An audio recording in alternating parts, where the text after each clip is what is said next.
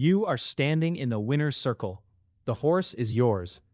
Your name is in the program, your colors are on the jockey's back, and 80,000 people just watched an animal you paid for come down the stretch in front. It is the last form of ownership in America that still feels like nobility. Not a stock certificate, not a rental unit, a living, breathing 40-mile-an-hour asset running under your silks. Last year, 78% of the horses that started a race in North America earned less than it cost to keep them in training. Start with the ticket price, because it is the number everyone looks at, and it is the smallest one in this story. At the bottom of the market, a racehorse is cheap. A serviceable claimer, a horse already racing at a modest track, runs $10,000 to $30,000. That is the entire purchase.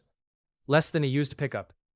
This is the number that pulls people into the sport, and it is completely honest, and it tells you almost nothing. At the top of the market, the same animal is a luxury good. In September of last year, Keeneland sold 3,070 yearlings over 12 days for $531.5 million. That is the highest gross ever achieved at a thoroughbred auction anywhere in the world. The median yearling brought $70,000. 56 horses sold for $1 million or more. One gunrunner colt went for $3.3 million to a partnership of 3 of the wealthiest owners in the sport. Fasig-Tipton runs the other major auctions. Neither company is in the business of racing horses. Hold that thought. Say you land somewhere sensible. Say you spend $40,000 on a 2-year-old with a clean vetting and a decent pedigree. You have now completed the only part of this transaction that ever ends. Because the next set of costs are the ones nobody Googles. You need a license. Racing is regulated state by state, and every state racing commission issues its own owner's license, renewed annually, and you need one in every jurisdiction where your horse runs. Individually, the fees are trivial.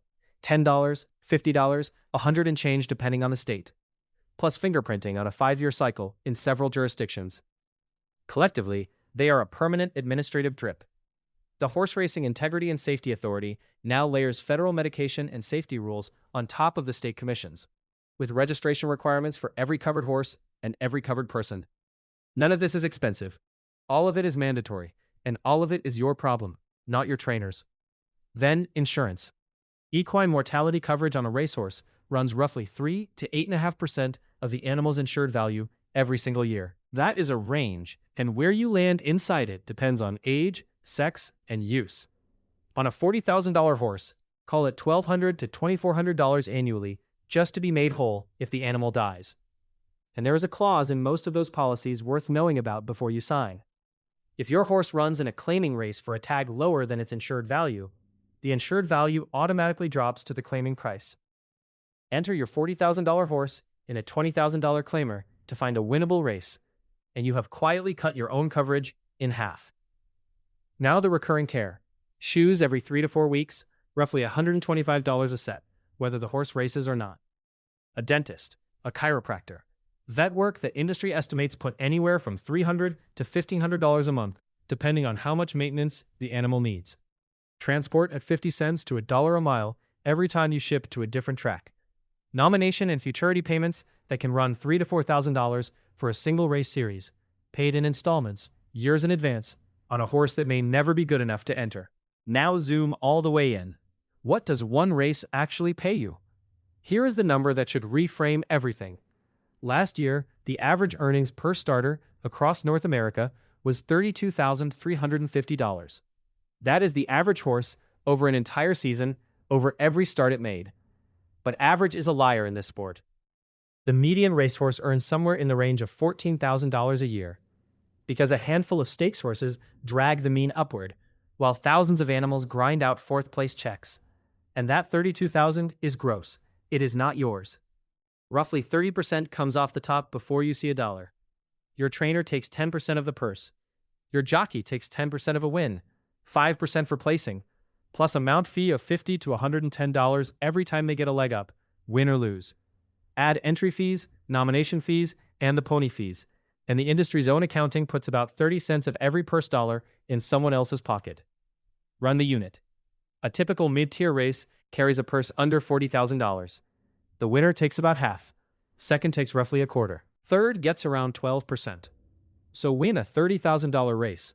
and your horse earns $14,700. Take out the trainer, take out the jockey, and you keep something in the neighborhood of $11,800. That is a good day. That is your horse beating every other horse in the field. Now finish fourth in that same race. You earn about $900. Your vet bill that month was probably larger. And how many chances do you get? Most horses make fewer than a dozen starts in a year, and a great many make 6 or fewer, because horses get sore, races get rained off the turf, and the right spot for your particular animal does not come up every week. That is a range, not a rule. But it means the entire annual revenue of your asset comes down to a handful of 2-minute events, any one of which can be ended by a single bad step. Meanwhile, the bill arrives every 30 days regardless. This is the trap. Your trainer charges a day rate, and the day rate does not care whether your horse ran, won, got claimed, or stood in a stall doing nothing.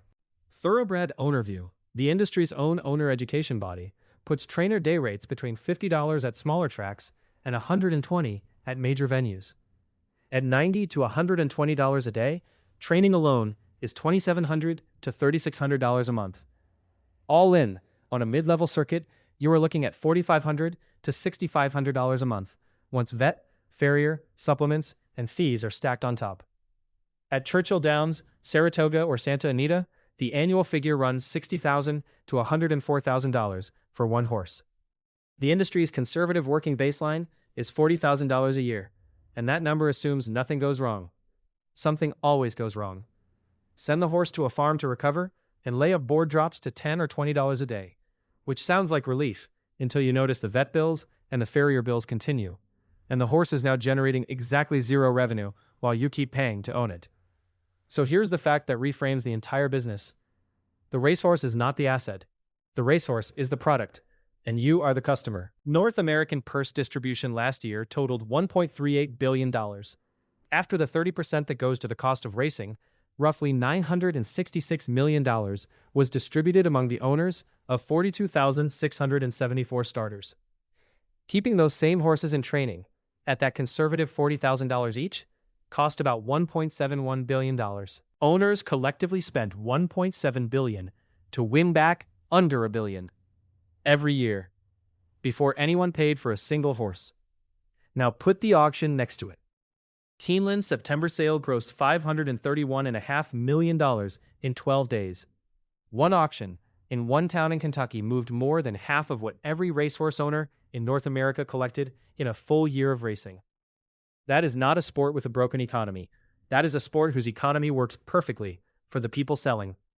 So what would break-even actually require? You need roughly $57,000 to $62,000 in gross purse earnings to net out a $40,000 training bill because of the 30% haircut. With average purses under $40,000 and the winner taking about half, that means winning 3 or 4 races a year, or hitting the board in the money across 10 or 12 starts every year, without a layup, without a soft tissue injury, without a single bad step. The average starter earns $32,350. You need close to double that just to break even on the year, and you still have not recovered the $40,000 you paid for the horse. And this is not a modern Calax.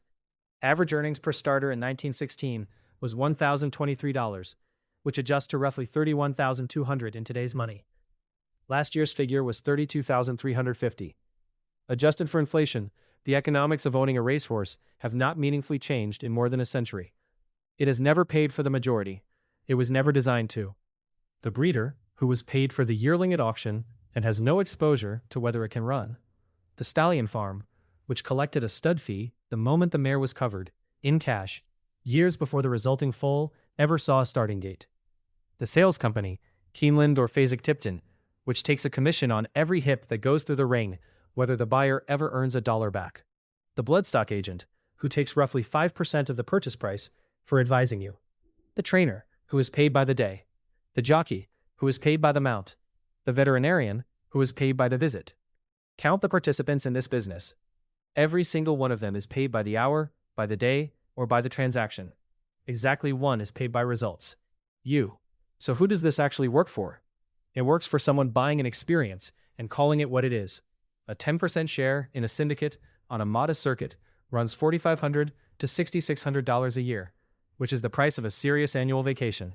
And it buys you a stall visit, a name in the program, and a legitimate shot at standing in a winner's circle. It works for people operating at genuine scale, running 20 or 40 horses, treating the stable as a real business, structured for the tax treatment the IRS allows to operations that can demonstrate an actual profit motive, rather than a hobby, and playing for the one outcome that changes everything, which is not a race at all. It is breeding rights. A colt who wins the right grade 1 stops being a racehorse and becomes a stallion. And a stallion is a subscription business. That is the lottery ticket, and it is real. And it is won by a few dozen animals a year, out of a full crop in the tens of thousands. It destroys the person who was told this was an investment. The person who did the math on the purchase price and never did the math on the 11th month. The person who cannot absorb losing the entire 40,000 plus another 50,000 a year without it changing how they live. That is the only real test. If the horse dies in the paddock tomorrow and the answer is a bad night rather than a bad decade, you can afford this. If not, buy the share, not the horse. Because here's the thing about that winner's circle. Your name is in the program, your colors are on the jockey's back, and the photograph on your wall will cost you about $47,000 a year to keep taking. 78% of the people who bought a ticket to stand there never will. It was never an investment. It was always admission.